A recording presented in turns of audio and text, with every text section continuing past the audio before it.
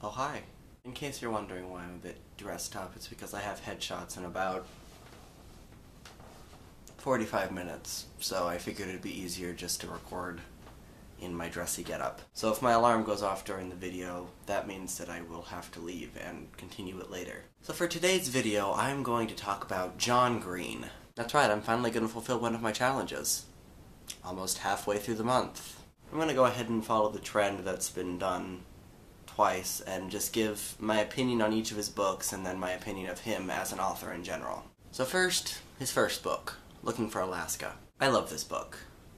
Okay, I love all his books, so I probably shouldn't keep saying that I love this book, but I do.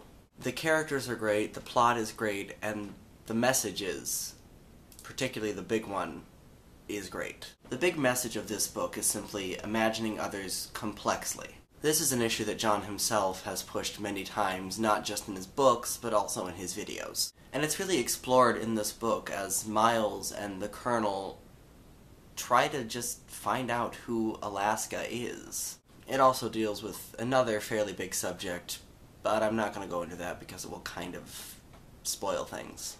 So overall opinion of Looking for Alaska is that it's a great book and everybody should read it. His next book was An Abundance of Catherines. I love this book too. And it still has a great character, it still has a great plot, but what makes this book stick out and what makes me really enjoy it is just the writing style. I love the fact that John Green added footnotes to this particular story. I've only seen this done one other time, and that's in the Bartimaeus trilogy, and it really adds to the character. You really believe that it's the character telling the story and not an author just writing about it.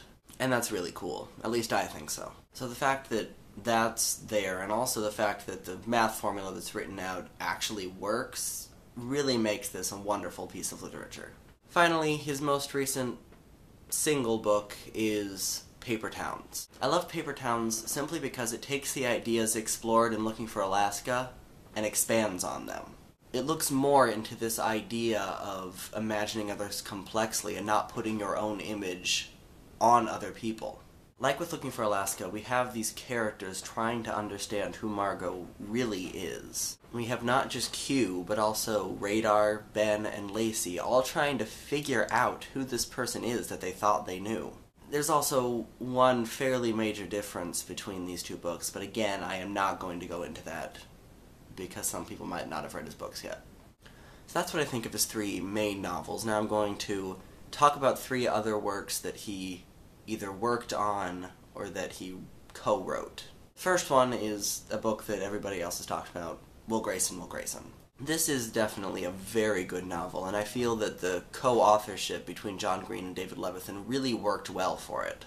The story really opens itself up to be told by two different authors, and I think it's great that they went that route.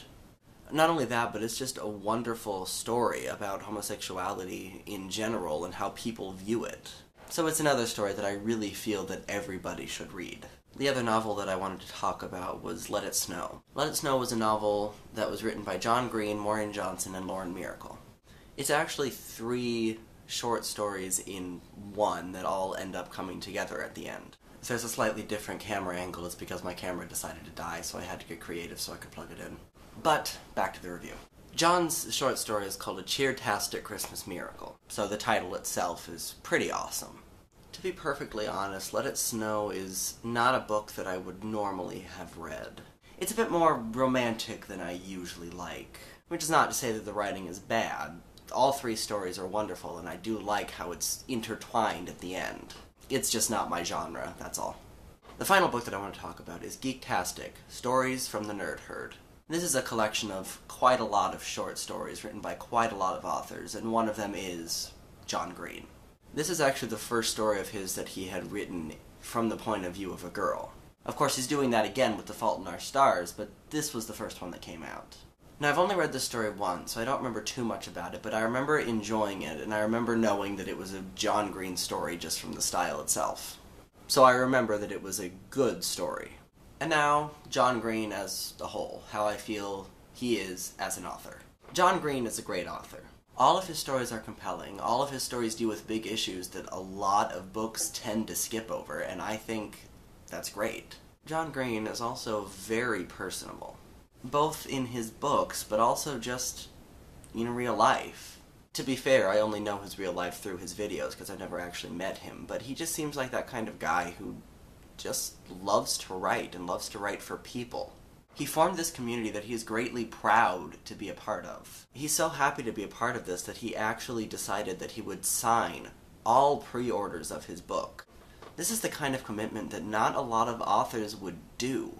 I honestly can't think of any other authors who would make this promise. Which is not to say that I think every single author should, though granted that'd be pretty cool. But the fact that John is more than just an author to his audience is so wonderful and so great that he's just a great person in general. And that is a big reason as to why I love his books, because it's like John is talking to me in person. So yeah, I love John Green, I love his books. I hope he writes many more to come, and I am greatly looking forward to The Fault in My Stars. And look at that. I got done before my alarm went off. Toodles.